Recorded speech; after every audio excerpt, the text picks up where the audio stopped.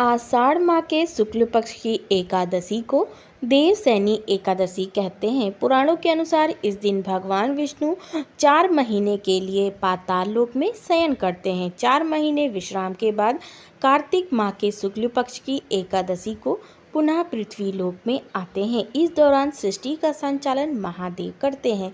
तो आइए जानते हैं साल 2023 में देवशयनी एकादशी कब है। मुहूर्त, महत्व, पूजा विधि, व्रत कथा, पारण, नियम।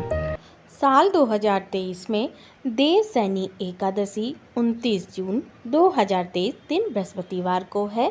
पारण 30 जून 2023 को दोपहर 1:48 से शाम को 4:36 पर। पारण तिथि के दिन हरिवासर समाप्त होने का समय सुबह 8:20 पर।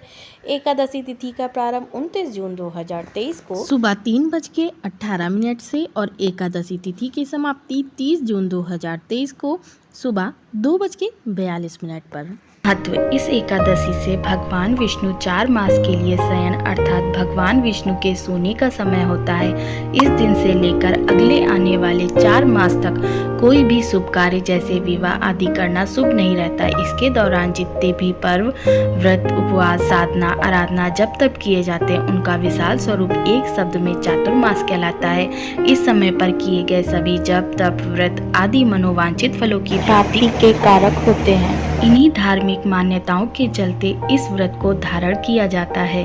देवशयनी एकादशी पूजा विधि। देवशयनी एकादशी व्रत की शुरुआत 10वीं तिथि की रात्रि को ही हो जाती है। 10वीं की रात्रि में नमक का सेवन बिल्कुल भी नहीं करना चाहिए। अगले दिन प्रातः काल उठकर अपने दैनिक कार्यों से निवृत्त होने के बाद व्रत का संकल्प करके भगवान विष्णु की प्रतिमा को आसन पर आसीन करके उनका षोडशोपचार से पूजन करना चाहिए। पंचामृत से स्नान कराने के पश्चात धूप, दीप, पुष्प आदि से उनका पूजन करना चाहिए। एकादशी के व्रत में रात्रि जागरण का बहुत महत्व होता है। व्रत के नियम। एकादशी के दिन व्रत रखने वाले व्यक्ति को पीले वस्त्र पहनना चाहिए। उसके बाद व्रत एवं पूजा का संकल्प करना चाहिए। ब्रह्मचर्य का पूर्ण रूप से पालन करना चाहिए। इस व्रत में भगवान विष्णु की पूजा में धूप, फल, फूल, दीप, पंचामृत आदि का प्रयोग करें। इस व्रत में द्वेष भावना या क्रोध को मन में न लाएं, पर निंदा से बचे। इस व्रत में अन्न वर्जित है।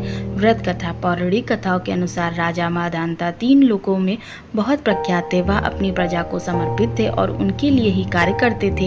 एक बार उनके राज्य में भयंकर अकाल की समस्या आ खड़ी हुई, जिसकी वजह से परिस्थिति बेहद नाजुक हो गई। अपनी प्रजा को परेशान देखकर राजा अपनी सेना को लेकर वन में गए, जहां उन्हें ऋषि अंगिरा मिले। राजा मांधाता ने ऋषि अंगिरा को अपनी समस्या सुनाई और इसका हल मांगा, जिसके बाद ऋषि अंगिरा ने राजा मांधाता को देवशयनी एकादशी करने का हल सुझाया और इसका महत्व बताया। ऋषि अंगिरा की बात मानकर राजा मांधाता ने यह व्रत किया, जिसके फलस्वरूप उनके राज्य में वर्षा होने लगी और प्रजा अकाल से बच गई। यह व्रत करने वाले जातकों के सभी पाप दूर होते और उनकी सभी मनोकामनाएं पूरी होती।